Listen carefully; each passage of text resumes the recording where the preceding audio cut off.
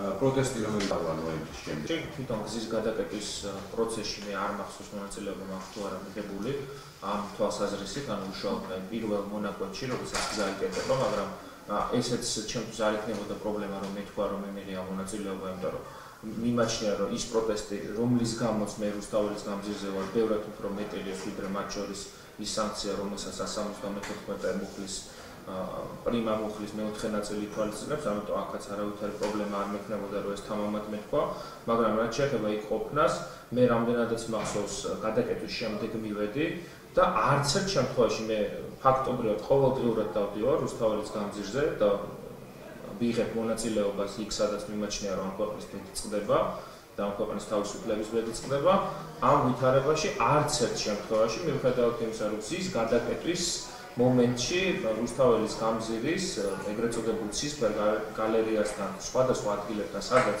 დგანან სამართალდამცველი ორგანოების წარმომადგენლები, არც ერთხელ მათი მხრიდან არ ყოფილა გაფრთხილება, რომ მე ვიღებ მონაწილეობას უკანონო ქმედებაში. ასევე მე საერთოდ არ ვფლობ, რა სტანდარტით ხდება იმის შეფასება, რა რაოდენობის ხალხია საკმარისი გზის გადასაკეტად ან არ გადასაკეტად. ანუ ესეც რა სტანდარტით სარგებლობს შინაგან საქმეთა სამინისტრო, ჩემთვის გაუგებარია და სიამოვნებით მოვისმენდი ამას, ანუ კონკრეტული რაღაცა თავების რაოდენობა არის დათვლილი, რომ ეს არის საკმარისი რუსთაველის გამზირის გადასაკეტად 500 კაცი უნდა იყოს, 2000 კაცი უნდა იყოს, 20000 კაცი უნდა იყოს, ანუ რა რაციონალური სტანდარტი არსებობს, როგორ ხდება ამის შეფასება და ასევე მინდა ხაზი გაუჩვა იმ საკითხს, რომ თავარი რაც აქ ხდება და სამწუხარო და ყოველად მიუღებელი პრეცედენტია, რომელიც ჩემი აზრით სწორედ ამ პროტესტის შედეგად ამ ქვეყანაში დამთავრდება, რომ გინდა 20 კაცი იკრიბებოდეს, გინდა 500, გინდა 2000, გინდა 10000, როდესაც იბრძვის ამ ქვეყნის თავისუფლებისთვის, ერთიანობისთვის, ევროპული მომავლისთვის, იმისთვის რომ იმის ხაზგასასმელად, რომ გიორგი ანწუხელიძე არის გმირი, იმის ხაზგასასმელად, რომ 9 წლით რუსეთის მოწყობილი, ამის გამო ადამიანები ამ ქვეყანაში არ უნდა ჯარიმდებოდნენ და ეს არის ის მინიმალური სტანდარტი, რასაც სახელმწიფო და მით უმეტეს საქართველოს ხაზუსამ, საქართველოს შინაგან საქმეთა სამინისტრო უნდა აკმაყოფილებდეს. ეს არ არის მე მიმაჩნია, რომ ამ ქვეყანაში დადგება დრო, როდესაც ინსტიტუციები აღარ იმუშავებენ ერთი კონკრეტული ადამიანის ინტერესთან გამომდინარე და იმ მდგომარეობაში, რა მდგომარეობაშიც ვარ და მე ვამაყობ დღეს მაგალითად ეს ოქმები ჩემ წინააღმდეგ არ წარმოდგენილი და საერთოდ არ მიმაჩნია, რომ რაღაცა დამნაშავედ ვიგრძნო თავი, ან სამართალდამღვრელად, მიმაჩნია, რომ ამ როლშიც ადამიანები არ უნდა აღმოჩნდნენ და მათი პოზიცია ამ ქვეყანაში კანონით უნდა იყოს დაცული და სახელმწიფოს მხრიდან რეპრესიას არ უნდა ექვემდებარებოდეს.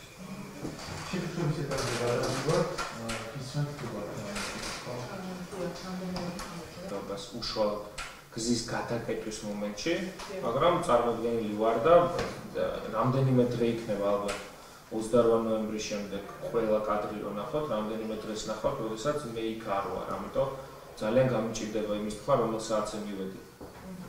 ნამდვილად არ მახსოვს.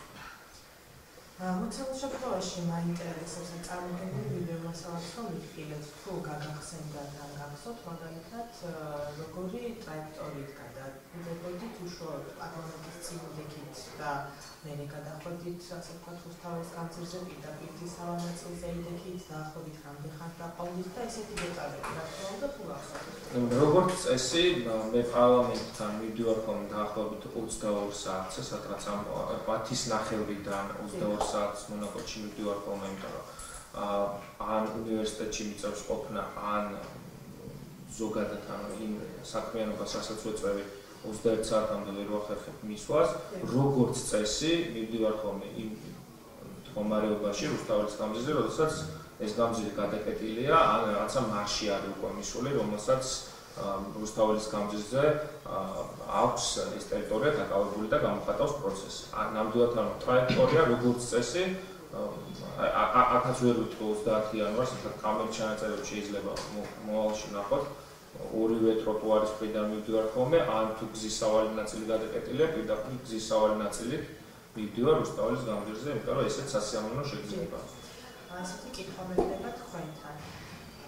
თქვენი შეფასება და აზრი მაინტერესებს, რა თქმა უნდა. თქვენ ბრძანებთ, რომ უკვე ეგრეთ წოდებულ გადაკეტილ გზაზე გახართ ხოლმე. აი, რას ეძახით აი ამ გადაკეტილ გზას, აი როგორ აღიქვავთ, რომ მოცემულ შემთხვევაში უკვე უნდა გადახვიდეთ გზის სავალი ნაწილზე და დატოვოთ მიწის მიმდებარე ტერიტორია. ნახეთ, მე გადაკეტილი გზის პირველი შეფასების კრიტერიუმი ჩემთვის არის ხოლმე, როგორც ეს ახლა თუ არ არის რაღაცა წინასწარ დაანონსებული რაღაც ან 9 აპრილი ან 26 მაისი ან რაღაც ესეთი თარიღი თუ არ არის, როდესაც მივდივარ, მე როგორც წესი მივდივარ რუსთაველის მარიოტის მხრიდან, ანუ თავისუფლების მოედნიდან არ მივდივარ ხოლმე და როდესაც მივდივარ, იქ ყოველთვის დგას პოლიციის ორი მანქანა, ეკიპაჟის მანქანა, საპატრულო პოლიციის, რომლებიც აი ამას ვამბობ, მე ფაქტობრივად ყოველდღიურად მათთან მაქვს შეხება და ვერ ვიგებ მათგან პასუხს, თუ კი იქ ადამიანი მიდის და ეწევა სამართალდარღვევას იქ გავდით, მაშინ ამ ხალხს რატო ესე გზა გადაკეტილი, ანუ თავად პოლიცია არის ჩემთვის პირველი მანიშნებელი, რომ გზა გადაკეტილია. და როდესაც იქ შედიხარ, ეს ადამიანები არავითარ გაფრთხილებას არ იკეთებენ, რომ შესაძლოა შენ აი ამ კანონმდებლობით სამართალდარღვევად იქნებ ცნობილი. ანუ პირველი შეფასების კრიტერიუმი ჩემთვის აი სანამ რუსთაველის გამზირზე უშუალოდ პარლამენტის შენობის წინ მივალ, ხვდები რომ გადაკეტილია მაშინ, როდესაც ის ორი პოლიციის ეკიპაჟის მანქანა, პატრულის შესაბამისი მანქანა დგას რუსთაველის გამზირთან დაახლოებით ცისფერ გალერეასთან და კეტავს გზას. პირველი ისინი კეტავენ გზას. მოცემულ შემთხვევაში მაინტერესებს, ანუ როდესაც ესე იგი თქვენი პასუხი თუ არა სწორად გავიგე შესწორეთ მერე, ანუ ესე იგი მოქალაქეები არ არიან ის პირველი ადამიანები, ასე ვთქვათ, ის კეტავენ რუსთაველის გამზირს და პოლიცია კეტავს გზას და მერე გადადიხართ ამ გადაკეტებას. ნახეთ როგორ არის ჩემთვის ინდიკაცია, როგორც ადამიანის, რომელიც უმეტესად მიდის უკვე გადაკეტილ გზასთან, პირველი ვხედა ხოლმე ამას, თუმცა ახლა კადრებშიც ბუნებრივია ჩანს, რომ ადამიანები, რომლებიც ვეღარ ეტევიან ტროტუარზე, და ახაც ეს კონსტიტუციური უფლება არის მათ შორის გზის გადაკეტვა და ამ ადამიანებს მე პირადად ყოველთვის მადლობას ვუხდი, იმიტომ გონია რომ ჩემ გასაკეთებელ საქმეს და თითოეული ჩვენგანის გასაკეთებელ საქმეს ისინი აკეთებენ, რა თქმა უნდა, ისინი არიან ინიციატორები გზის გადაკეტვის, იქიდან გამომდინარე, რომ უბრალოდ აღარ ეტევიან იმ სივრცეში, აქაც არ ვიცი რა კითხვა იყო ორი გამოვიდა და ზუსტება არ გამოვიდეთ, იმიტომ რომ მეორე კითხვა თოროსტები იყო ვინ კეტავს თქვენი აზრით. პირველი კითხვა იყო რომ ლევან კი ამაზე დავაზუსტებთ, ლევან პასუხი იყო, როცა მივდივარ რუსთაველსკენ მარიოტის მხრიდან, უკვე გადაკეტილი გზაზე პოლიცია დგას მანქანა და სწორ გამთოში ვდივარ მასეო, ამბობს ფაქტობრივად. ხო, მარიოტთან დგას, რომელიც კადრში ჩანს, სხვადასხვა პენკადრშიც ჩანს ყველაფერი. მარიოტიდან რო გადმოდიხარ ცისფერ გალერეის მხრიდან, შესასვლელი მარჯვენა მხარეს პარკისკენ. აი მაგ ტერიტორიაზე დგას ორი მანქანა შემდეგ შევედოთ მოსკოვ მასშტაბად. იქ ვიქნა მაგაზე მე ვეპასო. რო დავუძებო კითხვა იყო სხვა.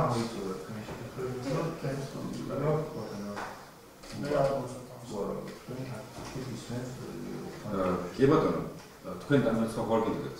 კითხვა ხარ გქონდათ. კითხვა. ის პოზიცია მე ესეთი კითხვა მაქვს, როდესაც სამართალდარღვევის ოქმი შეადგინა თქვენმა კოლეგამ. თორსტები გვარი გვასალათ მნიშვნელობა. ბოდიშს მოგიხდი. ამ კითხვას გადასახად გაკონკრეტოთ რომელი დღეს ეს საუბარი. ამ შემთხვევაში მოიწეს დავაკეთოთ შესაძლებელია, რომ ორივე სტანდარტებაში შევიდეთ. კი ბატონო, 30 ივნისამდე ერთადერთად ეხება ორივეს. ამიტომ როგორც იგივე ისე მიპასუხე. როდესაც სამართალდარღვევის ოქმი შეადგინა თქვენმა კოლეგამ. დაურეკა თუ არა ლევანს ანიკიძეს და არცნობა რომ ეს ოქმი უნდა შედგეს და ხედი რომ მოეწარა მას. ასწორა თუ არა ეს 30-ის შემთხვევაში გვაქვს საქმეში სადღეგრძელოს საუბრების ოქმი. შევიდეთ თუ გავთავოთ მასალები ხო? არა, მასალები არ მაქვს მაგრამ მასალები არ არის. პირველი რუსთან დაკავშირებით? ორივეზე ზარ წარმოდგენილია. ზარი მიიღეს შემოქმედს. 30 იანვართან დაკავშირებით მახსოვს რომ მივიღე და პირველ თებერვალთან დაკავშირებით არ ვარ დარწმუნებული რომ მე მივიღე. იმიტომ რომ მე მახსოვს რომ მე მგონი პირველი თებერვლის საქმესთან დაკავშირებით მაგაზე არის ჩემთან არ დახორციელდა წარმოდგენილია და იყოს. ამ შემთხვევაში ასევე თუმცა შეიძლება აკმოსო ფაქტს უნდა გაისვას ხაზს. ესეთი კითხვა მექნება თქვენთან, როდესაც კადრებში ჩანს რომ პოლიცია დგას წკრივად ორივე მხარეს. გზის ორივე რუსთაველის მიმდებარე ორივე მხარეს. სადაც ადამიანებს აკავებენ ალბათ, რომ გზაზე არ გადავიდნენ. აქვს თუ არა ვადებულება, რომ თუ კი ეს პოლიციელები იქიცავენ რაიმე სახის წესრიგს, გადასული ადამიანები, რომლებიც თქვენივე თქმით სამართალდარღვევას ჩადიან, ეს ყველაფერი არ ყვეთონ.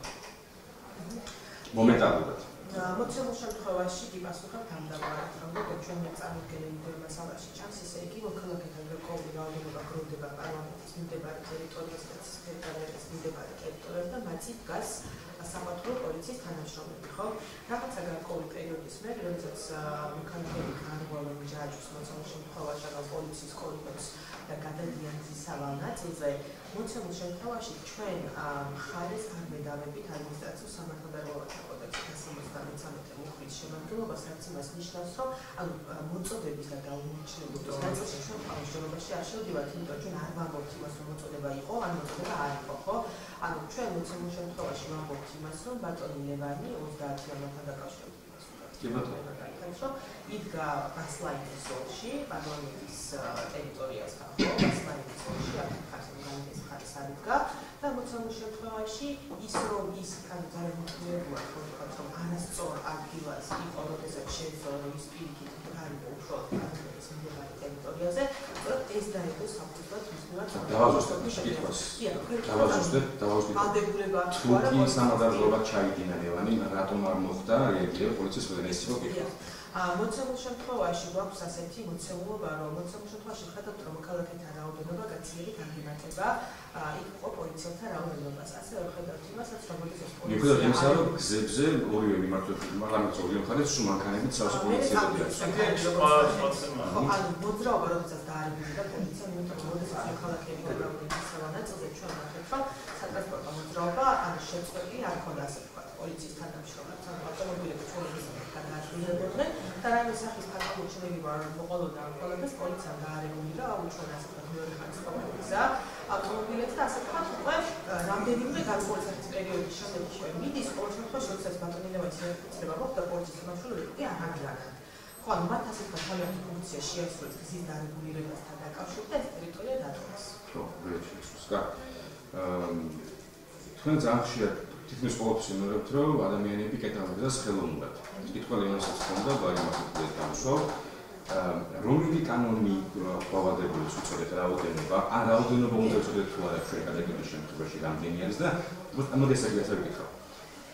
არის თუ არა ეს კერძობიც, მაგრამ თქვენს მხრიდან, თქვენი კოლეგის მიერ დასაზუსტებელი ფაქტი შეუძლიათ თუ არა თქვენი აზრით დაადგინოთ და ამის მიხედვით მე ყოფილი შეაგნოთ, რომ მე ვფიქრობ, რომ იქ რაოდენობა საკმარისი არ არის. და ამის მიხედვით გამოუწევთ ჯერ და დღესაც თქვა ის ფაქტი, რომ ჩემი აზრით აქ რაოდენობა საკმარისი არ არის. ეს ძალიან კარგი კითხვა, იმიტომ რომ თქმა მოქალაქე უნდა იცოდეს მოცემულ შემთხვევაში, როგორ გამოხატოს პროტესტი ისე, რომ არ დაახლოს საქართველოს კანონმდებლობით დადგენილი მოთხოვნები. და რაც შეეხება ლევანის კითხვასაც, როგორ identifიციროს მოქალაქე, მათ თუ არა მას უფლება, რომ უნდა გადავიდეს თუ არა სისავალ ნაწილზე. ისევ აი დღევანდელ ფაქტს რომ შევეხოთ და ზოგადად დღევანდელ ფაქტს შევეხოთ და ზოგადად რომ გამოვიდეთ საუბარი, წარმოდგენილი ვიდეო მასალაში ჩანს ესეთი რაღაც, რომ ესე იგი პარლამენტის ტერიტორია ვიცით, ახლა ტერიტორიაზე გვაქვს საუბარი, ვერ ვიტყვით, რომ ისეთი ვიწრო საფეხურები ლიკია, რომ მხოლოდ მოქალაქეთა 20-30 ადამიანი დაეტევა. ხო, ანუ შეიძლება იყოს ამ 2500 კვადრატული ტერიტორია, სადაც ძალიან დიდი რაოდენობის მოქალაქეთა რაოდენობა ეტევა. რა თქმა უნდა, არ არსებობს და ვერც არსებობს ესეთი ნორმატიული აქტი, რომელიც პირდაპირ გვეტყვის 1 კვადრატულ მეტრზე რა რაოდენობის მოქალაქეების შეძლებენ გათავსებას. ეს არის ფიზიკურად შეუძლებელი, თუნდაც იქიდან გამომდინარე, რომ თვითონ ჩვენ გვაქვს განსხვავებული ფიზიკური მონაცემები აღნაგობა, რაც იმას ნიშნავს, რომ ამის საკანონმდებლო ჩარჩოში რეგულირება იქნება შეუძლებელი. ხდება კითხვა, მაშინ მოქალაქე როგორ უნდა მიხვდეს? ესე იგი, იდგეს პარლამენტში, თუ გადავიდეს დიდი ხანის აღარ გამოდროen კადიო. როდესაც ჯარიმას წეთ, მათ შემთხვევაში თქვენ ხელმძღვანელობთ იმ კონკრეტული პიროვნების აზრით, რომ გზა გადასაკეთი არ იყო, რაოდენობა გამომდინარე და სწორედ ამიტომ გამოიწვია ეს არის პასუხი. ჩვენ ხელმძღვანელობთ, რომ პარლამენტის მიმდებარე ტერიტორია, როდესაც რჩება თავისუფალი და ამტკიცებელი და მოქალაქეთა უმეტესობა 95% დგას გზის სავალ ნაწილზე, იმ დროს, როდესაც ბატონ ლევანს ცხოვრების შესაძლებლობა განიყო პარლამენტის მიმდებარე ტერიტორიაზე, აი ამ ხელმძღვანელობთ ჩვენ. იმიტომ რომ წარმოგვიდგენთ ვიდეო მასალაში ჩანს, რომ პარლამენტის ტერიტორიის ნახევარიც არ იყო შევსებული, მე სულ თავისუფლდება. გასაგებია პასუხი მაინც შევაჭამო არის ის, რომ თქვენ ადგენთ შესაძლებელი არის თუ არა ეს რაოდენობა საკმარისი იყოს თუ არა გადასაკეთად. აბოლოდ ესე გამოდის. საბოლოოდ სასამართლოში იმიტომ რომ მოსამართლე დაადგინოს თქვენი აზრი სწორი იყო თუ ჩემი აზრი რომ საკმარისი იყო, მოსამართლის ბოლოს მოსამართლესთან მივიდა, ან მოსამართლე წვეთს. კი ბატონო. კარგი, ეს კითხვა იმიტომ მაქვს ხომ, რომ ახალეს ვერჯერ გამოვიდა და უთქმა. პოლიცია რომ კორიდორებით ედგა ორივე მხარეს, მათ შორის მელიუტისკენ მანქანებით უკვე. ეუბნებოდნენ თუ არა მოწოდებდნენ თუ არა ადამიანებს იქ რომ არ გადაეკეტათ გზა. არ არის ვადებული, მაშინ რომელიმე არა, ერთი წუთით. თუ ვადებული არის, კაი, მაშინ დავასრულებ. თუ ვადებული პოლიციელები მოგიწოდოს, მაშინ რომელი უწყება ვადებული რომ ჩვენ მსგავსებას ჩვენ ბატონლებას არ ვედავით 173 შემადგენლობას და არ ვაღებთ იმას რომ მათ მოწოდება იყო თუ არ იყო. ჩვენ ინფორმაცია ადგილზე მოწოდება იყო. მაგრამ ამას ხო არ დავთ ჩვენ რო ან პოლიციისადმი დავუმორჩილო რომ ხო არა იყო კი ბატონო. იგივე კითხვა მაქვს რომ საფუაშვილის თითქმის ყოველ პროცესზე თქვენ შემთხვევით ვიდრე ალბათ ეს არ მოხდებით თქვენი ვენებით. შემთხვევით რომ მოხვდეთ ან დღეს ან გუშინ რო ყოფილიყავით რუსთაველზე თქვის მეგობრებთან ერთად და გაიაროთ 20 საათსა და 53 წუთზე შემთხვევით, სულად შემთხვევით. იქნებოდი თუ არა დღეს თქვენ სამხატავრო. თქვენი ვენები პასუხისმგებლობა ვერ გაგცემთ იმიტომ საფოს არ მიმართება. კითხვა გაქვთ? არავითარ დამატებითი შეკითხვა არ მაქვს, უბრალოდ კიდევ ერთხელ მას გავუსვამ, რომ იქ არც გაფრთხილება მომხდარა, გზა გადაკეტილი იყო როგორც მახსოვს. მაშინ ერთ-ერთ ვიკითხავდა ამ დავასრულებ. თითქმის ყოველდღე არის მსგავსებებზე მომართვები. თქვენი აზრით, იმიტომ რომ ეს კითხვა ძალიან მნიშვნელოვანია ჩემი აზრით. ლევანის დღეს ამ შემთხვევაში ლევანის იდავები თქვენ რუსთაველზე მისი ქმედების განხორციელების შედეგად, მისი პროაქტიული კონტენტის განხორციელების შედეგად გზის გადაკეტვის პროცესში მონაწილეობას თუ უბრალოდ აქციაზე დგომას. იმიტომ რომ კადრში მხოლოდ ეს შეცდ. მოცემულ შემთხვევაში როგორც ნახეთ, გზის გადაკეტვა მოხდა 21 საათსა და 23 წუთზე, როგორც ორი მხარე მომიჯდა. ბატონი ლევანი ფრანგიდან 21 საათსა და 38 წუთზე, და დაახლოებით 10-15 წუთის შემდეგ რაც მოხდა ეგრეთ წოდებული მოხალხეთა გზის გადაკეტვა. მოცემულ შემთხვევაში ჩვენი პოზიცია არის ასეთი, სასამართლოს არადაგმ უნივერსიტეტი ასეთი პრაქტიკა, რომ მნიშვნელობა არ აქვს მოცემულ შემთხვევაში მოხალხე პირველი იყო თუ არა, ვინც გადავიდა გზის სავალ ნაწილზე და ვინც გადაკეტა გზა. როდესაც ვამბობთ, რომ მთლიანად შეკრება არის უკანონო ადგილას, ანუ რუსთაველის გამზირის გულისხმობს. რომელსაც პოლიცია თავის ნახევარს ასწავლებს იმიტომ რომ როდესაც ვამბობთ, რომ მთლიანად შეკრება არის არასწორ ადგილას, ანუ არის უკანონო შეკრება, ეს პირი ზუეცდება შეკრებას, ეს სავარაუდო სამართალთან ყოლი. ვინც იდგა გზის გვერდულ მონაწილეებზე, რა თქმა უნდა, მათ სამართალდაკოს უფლები არ შეგვიძლია და ვერ შეგვიძლია, იმიტომ რომ ისინი კანონის დაცვით გამოხატავდნენ თავად პროექტს. პოლიცია ის მაგარი სამართლებრივია საუბარი და არა გადაკეტვა. სამართალოს პასუხი პოლიტიკურ ხომექნებია პოლიციის საქმიანობას ეხება, მე მგონი დავსვლა და პასუხი ვერ მივიღე. არის თუ არა ვადებული ხისიერად აკვეთოს სამთავროების ფაქტი. ერთ-ერთი შემთხვევაში ვალდებულება არის უფლებამოსილება.